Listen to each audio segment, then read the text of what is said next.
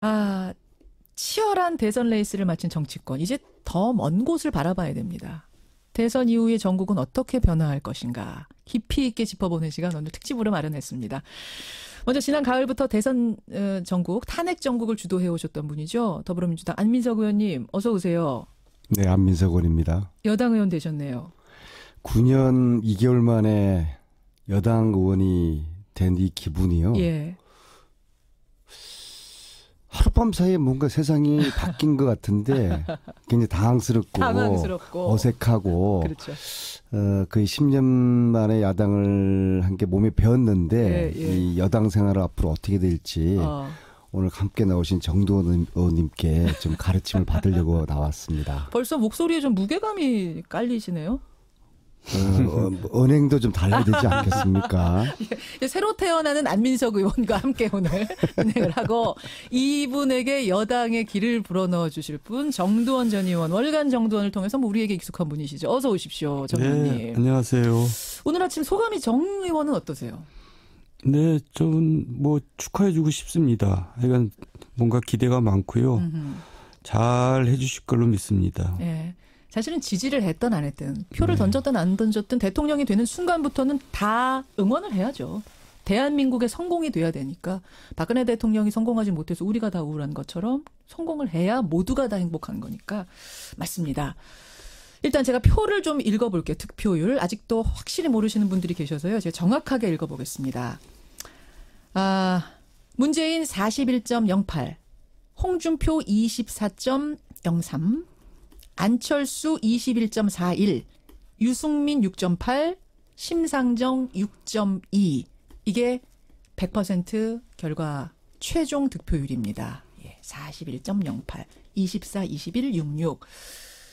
이 표를 좀 분석해 봐야겠는데요. 정두원 전 의원님. 네. 어떻게 보세요? 이 대선 결과, 이 민심 어떻게 분석하십니까?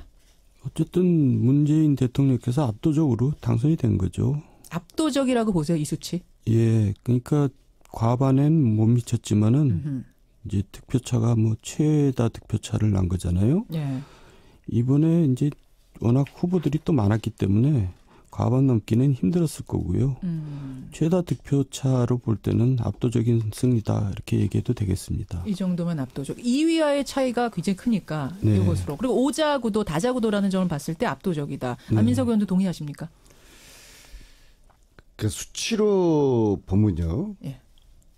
이명박 정동영 그때가 530만 표 차이로 이명박 정부가 탄생했어요. 이번에는 그보다 약 30만 표가 많은 557만 표 차이로 이겼거든요. 예, 예. 그런데 득표율이 41%라는 것은 사실 한 45% 정도는 기대를 했었거든요. 내심. 네, 생각했던 것보다 낮은 득표율이에요. 어허. 표차는 크지만. 예, 예. 그래서 이것은 신이 저희들에게 또 문재인 대통령에게 교만하지 말라고 교만하지 말아라. 아주 절묘한 선에서 너무 과하지도 않고 예. 또 부족하지도 않은 이 지점에서 표를 주신 것 같아요. 신의 한수입니까? 41.08? 네, 그런 것 같아요. 사실은 이제 40이 안 되고 30대에서 계속 개표 상황이 그러면은 거의 왔다 갔다 절름발이 했잖아요. 정권이 되었을 겁니다. 그게 그러니까 한 끗 차이인데 39냐 40이냐가 아주 느낌이 다른 거죠. 크죠. 아주 크죠. 크죠. 그러나 45%를 넘겨주지 않은 것은 예. 정말 이건 신의 한수. 신의 한수다. 저는 그렇게 보고 있습니다. 뭐 이제 여당 의원 되셨으니까 네. 당선 요인은 뭐라고 분석하세요? 여당에서는. 무엇보다도 그러니까 물론 뭐 후보가 열심히 했고 예. 그리고 저희 당이 지난 4년 전보다 아주 똘똘 뭉쳤어요. 정말 이렇게 완벽하게 팀워크가 이루어질 수는 없었을 겁니다. 선거를 하면서. 사실은 저 눈에 보이기도 그랬는데 그게 실제였습니까? 네, 보이기만 그럼요. 그런 게 아니라 그럼요. 실제로 그랬습니다. 똘똘 뭉쳤습니까? 그럼요. 실제로 그랬습니다. 지난 대선하고 비교하면 어떻습니까? 그러니까 특히 지난 대선에서는 예. 내부적인 갈등이 많았었거든요. 그리고 그것이 선거 기간 내내 예, 예. 제대로 이 시너지 효과가 내부적으로 못 냈어요. 근데 예. 이번에는 뭐 이제 개파 그런 문제도 한 번도 표면적으로 나타나지 않았고 실제로 물밑에서도 그러한 갈등이 없었어요. 아니 왜 경선할 때 좀 문제 있지 않았어요? 경선 이후, 경선 끝나고 난 다음부터. 이후에 그러니까 치유가 됐어요. 예, 3주 동안, 3주 동안. 예. 그래도 박영선 의원님조차도 통 크게 그 위원장을 맡아주셔서 호남에서 열심히 뛰셨잖아요. 네, 그렇습니다. 그래서 이제 그런 측면이 있지만 무엇보다인데 그 본질적으로는 이 촛불 국민들이 이 조기 대선을 만들어냈고 또 촛불 국민들이 그 승리를 한 것이죠. 그리고 그 국민들은 문재인이라는 하나의 지렛대를 통해서 이 정의로운 나라를 나라답게 만들어 보겠다는 그런 간절함이 있었고 그 간절함이 주요한 것이죠. 그 간절함이 있었고 당은 당대로 지원을 잘해줬고 이게 박자가 맞았단 말씀이세요. 네, 그렇죠. 안민석 의원의 분석. 정두원 전 의원은 어떻게 요인을 보십니까? 당선 요인. 이기면 모든 것이 옳은 걸로 돼버립니다. 사실 당선의 1등 공신은 박근혜 최순실이라고 봐야죠. 당원도 아니고 박근혜 최순실. 압도적인 표차로 이기긴 했지만은 잘해서 이긴 게 아니라 전 정권이 너무 못해서 이긴 거죠. 그러니까 그런 면에서는 정말 겸허해야 됩니다. 왜냐하면 17대 대선이랑 거의 유사하거든요. 이명박 대통령 당선될 때 노무현 전 정권의 실정으로 당선된 거거든요. 그리고 표차도 많이 났고. 그런데 이제 그게 본인의 잘한 걸로 우쭐해가지고 결국 오만과 독선에 빠졌거든요. 그러니까 그런 전철을 밟지 말아야 될 것 같습니다. 그렇군요. 못한 것이 오히려. 근데 저는 갑자기 그 궁금증이 듭니다. 박근혜, 최순실 두 사람이 못해서 훨씬 유리한 상황이 됐으면 그게 문재인 대통령한테만 유리한 게 아니라 안철수 후보 심상정 정의당의 심상정 후보 또 탄핵 찬성했던 유승민 후보한테도 다 유리한 상황이었는데 왜 최대 수혜자가 문재인이 됐을까요? 그러니까 상대적으로 이제 우월했던 거죠. 그러니까 우리나라는 정권을 잡는 게 잘하기 경쟁이 아니라 서로 못하게 하기 경쟁입니다. 그러니까 국회에서 벌어지는 일들이 다 발목 잡기잖아요. 그 이유가 뭐냐면 지금 집권 여당이 잘하면 안 되는 게 집권하기 좋은 겁니다. 그래서 발목 잡기 경쟁이 벌어지는데 그게 우리나라 정치의 큰 병폐죠. 그래서 지금 여당은 이제 물론 이제 모든 것을 원칙과 국민의 신뢰대로 이제 해야 되겠지만은 야당도 이제는 그런 행태에서 벗어나야 됩니다. 야당도. 서로 잘하기 경쟁을 해야지 서로 발목 잡기 경쟁을 해서는 안 되죠. 지금 안민석 의원이 고개를 끄덕끄덕 하셨어요. 걱정되시죠? 이거 발목 잡기 시작하면 아무것도 못하는 의석수 아닙니까? 120석? 그렇죠. 저는 어제 이제 밤 8시에 그 출구 조사 결과 발표되면서 실질적으로 당선이 이제 결정됐지 않습니까? 그 순간만 기뻤고 그 이후 시간부터는 걱정과 두려움이 앞섰어요. 우리가 잘할 수 있을까? 왜냐하면은 정두원 의원님이 말씀하신 것처럼 이것은 저희가 잘해서라기보다도 이 세상을 이렇게 더 이상 방치해서는 안 되겠다. 우리나라를 국민들의 간절함이 있었기 때문이거든요. 그렇죠. 그리고 실제로 표를 보면은 거의 7대3으로 이 어떤 개혁과 보수 표들이 나눠지지 않았습니까? 그렇죠. 실제적으로. 박근혜 대통령 탄핵을 찬성과 반대가 8대2지 않습니까? 거의 그런 흐름들이 맞아, 일치해요. 한 10% 정도는 선거 기간 중에 보수표들이 다시 좀 생각이 바뀌었지만은 실질적으로 박근혜 탄핵에 대한 그 생각 흐름이 이번 선거 결과에 그대로 반영된 것이거든요. 그러니까 또 박근혜 탄핵이라는 것도 우리 야당이 잘해서 탄핵된 거라기보다도 국민들이 만들어낸 그 탄핵이었잖아요. 그리고 그것이 그 흐름이 이번 선거 결과에 반영됐기 때문에 국민들이 원하는 나라, 국민들이 간절하게 바꾸기를 원하는 이 세상을 우리가 제대로 할 수 있을까 그런 거에 대한 두려움과 걱정이 큰 것이죠. 이 걱정 맞습니다. 지금 청취자 011님이 아까 안민석 의원께서 신의 한 수다 41% 말씀하셨는데 국민의 한 수로 해 주십시오. 이렇게. 국민이 신입니다. 이건 국민이 위대한 것이고 국민이 신입니다. 해석 좋습니다. 국민이 신이었다. 말씀 좋아요. 자, 41.08% 두 분이 이렇게 분석을 하셨어요. 그러면 홍준표, 안철수 후보는 24, 21, 유시민, 심상정 후보는 나란히 6%대, 6.8, 6.2. 이분들의 표를 보죠. 제일 상처가 큰 사람 정두원 전 의원님 누굽니까? 그러니까 이번 대선은 사실 미리 다 예측이 됐던 대선입니다. 문재인 승리가 예측이 됐었고요. 결국 2위가 누가 되느냐가 오히려 더 관심사였죠. 예, 예. 저도 사실 참 예측하기 힘들더라고요. 그래서 결국 안철수 후보가 이제 3위까지 내려앉았는데 그러게요. 물론 가장 상처가 크겠죠. 안철수 하지만은 후보. 또 그 이유가 있지 않겠어요? 저는 안철수 후보가 지금까지 베스트를 다 한 거 그 결과가 이렇게 나왔다고 생각합니다. 그러니까 뭐 큰 불만을 가질 게 아니라 자기 자신을 돌아봐야죠. 왜 사실은 이제 안철수 후보 얘기부터 나왔으니 말인데 양강 구도까지 가고 심지어 여론조사에서 문재인 후보를 앞서기까지 했던 안철수 후보가 2위도 아니고 3위까지 무너진 거 왜 그렇다고 보세요? 저한테 물어본 거예요. 예, 말씀해 주십시오. 정두원 의원님. 그러니까 안철수에 대한 환상이 있었죠. 환상. 근데 이제 실제가 자꾸 이제 드러나니까 환상과 토론하면서. 실제의 차이가 크다는 걸 국민들이 이제 많이 시간이 지나면서 많이 느끼면서 그게 이제 꺼진 거죠. 환상 속의 그대였던 거예요? 그렇습니다. 그러니까 결국 준비가 안 된 거라고 봐야 됩니다. 덜 됐었다. 예, 덜 된 게 아니라 안 된 거죠. 또 안 됐다고 너무 단정하시면 가뜩이나 상처 큰 그게 분한테. 결국 TV 토론에서도 나타났잖아요. TV 토론. 결국 그럼 MB 아바타 갑철수 저 화제됐던 거 그게 컸다고 생각하세요? 뭐 그 한마디보다도요. 이건 전체적으로 느낌이 그러니까 자기 자신이 과신했던 거죠. 그래요. 예. 그래요. 안민석 의원 어떻게 보세요? 안철수 후보. 안철수 후보는 정돈 의원님 말씀하신 것처럼 이런 게 어쩌면은 많은 후보일 수도 있겠지만 또한 저는 이 선거를 완주했다는 것에 대해서 저는 사실은 개인적으로 좀 뭐랄까 좀 격려를 해주고 싶어요. 왜냐하면은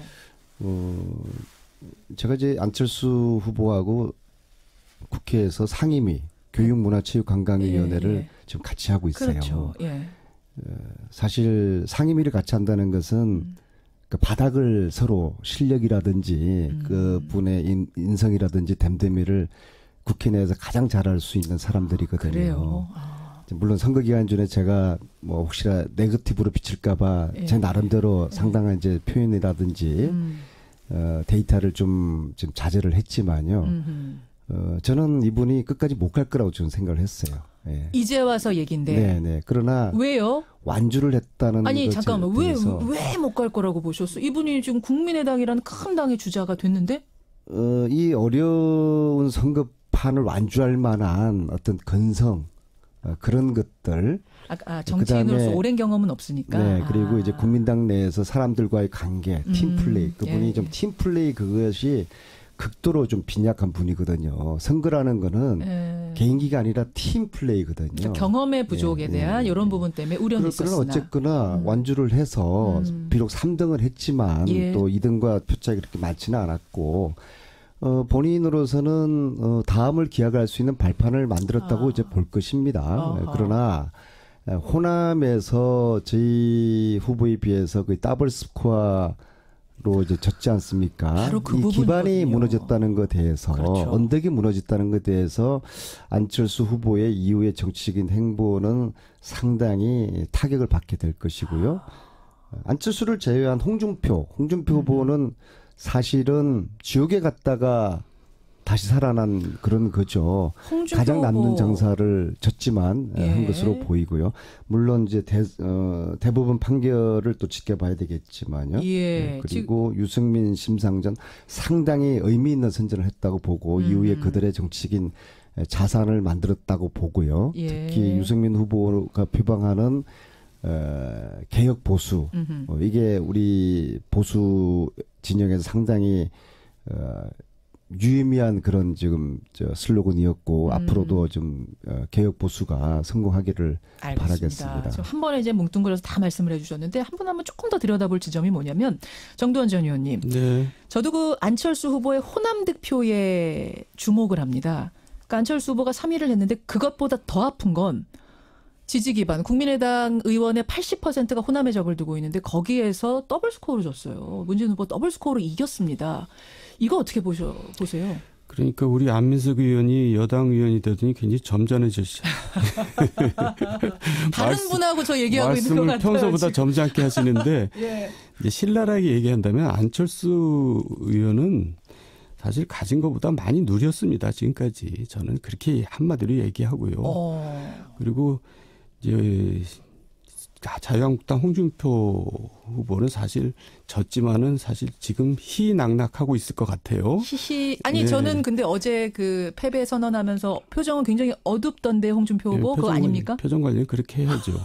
근데 사실은 이 홍준표 후보가 표를 많이 얻은 것도 예. 본인의 인기보다도 그동안 보수층이 그래도 아직까지는 문재인에게 표를 줄 수 없지 않느냐. 문재인이 돼서는 안 되지 않느냐. 이런 것 때문에 이 표가 그래도 간 거지 본인이 인기가 있어서 갔다고 생각하면 큰 착각입니다. 비문정서 덕분이다. 더군다나 그 지금 자유한국당 같은 경우가 이제 새누리당이었는데 예.